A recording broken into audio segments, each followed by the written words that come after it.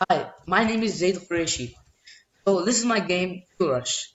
The goal of this game is to keep driving without crashing into the multiple cars, the rocks, and without drowning in the water. And also, the main part of the game is to collect the fuel. And the way this fuel system works is that about every 45 seconds, on average, if the fuel is not collected, then the game will end. So I designed an algorithm that made sure that almost 4 seconds every 4 seconds in the game, the player has to collect fuel.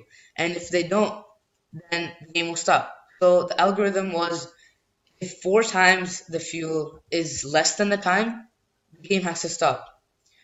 So as you can see, after a while, red cars also start coming. And this is how I programmed it to be.